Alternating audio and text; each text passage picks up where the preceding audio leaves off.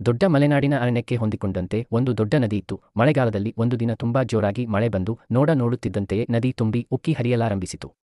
ಅರಣ್ಯದೊಳಗೆಲ್ಲ ನೀರು ನುಗ್ಗಲಾರಂಭಿಸಿತು. ಕಾಡಿನ ಪ್ರಾಣಿಗಳೆಲ್ಲ ದಿಕ್ಕಾಪಾಲಾಗಿ ಓಡಲಾರಂಭಿಸಿದವು. ಕೆಲ ಪ್ರಾಣಿಗಳು ಮರ ಹತ್ತಿ ಕುಳಿತರೆ, ಮರ ಹತ್ತಲಾಗದ ಕೆಲ ಪ್ರಾಣಿಗಳು ಜೀವ ಉಳಿಸಿಕೊಳ್ಳಲು ಒದ್ದಾಡುತ್ತಿದ್ದವು. ಇದನ್ನು ಕಂಡ ಅಲ್ಲಿಯೇ ಇದ್ದ ಚತುರ ಈಜುಗಾರ ಕಾಡು ನಾಯಿಗಳು ಮೊಲ, ನರಿ, ಜಿಂಕೆ, ಕಡವೆ, ಕರಡಿ ಮುಂತಾದ ಪ್ರಾಣಿಗಳ ಜೀವ ಉಳಿಸಿದವು. ನಿಧಾನವಾಗಿ ಮಳೆ ಕಡಿಮೆಯಾಗಿ ನದಿಯ ನೀರು ಕಡಿಮೆಯಾಯಿತು. 5 ಕಾಡು ನಾಯಿಗಳು ಕೆಲ ಕಾಡು ಪ್ರಾಣಿಗಳ ಜೀವ ಉಳಿಸಿದ್ದನ್ನು ಕೇಳಿ ಕಾಡಿನ ರಾಜಸಿಂಹನಿಗೆ ಬಹಳ ಸಂತೋಷವಾಯಿತು.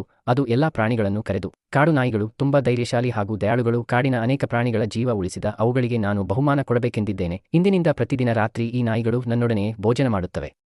ನೀವೆಲ್ಲರೂ ಅವುಗಳಿಗೆ ಗೌರವ ಕೊಡಬೇಕು ಎಂದಿತು.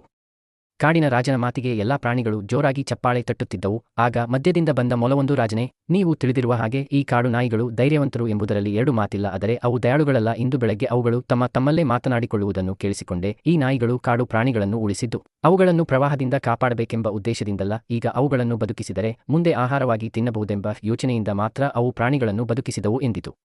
ಇದನ್ನು ಕೇಳಿದ ಸಿಂಹಕ್ಕೆ ಕೋಪ ನೆತ್ತಿಗೇರಿತು. ಇನ್ನೊಂದು ಕ್ಷಣ ನೀವು ನನ್ನ ಕಣ್ಣ ಮುಂದಿದ್ದರೆ ನಿಮ್ಮನ್ನು ತಿಂದು ಬಿಡುತ್ತೇನೆ, ಮತ್ತೆಂದೂ ನನ್ನ ಕಣ್ಣಿಗೆ ಕಾಣಿಸಿಕೊಳ್ಳಬೇಡಿರೆಂದು ಹೇಳಿ ಕಾಡು ನಾಯಿಗಳನ್ನು ಕಾಡಿನಿಂದ ಅಟ್ಟಿತು.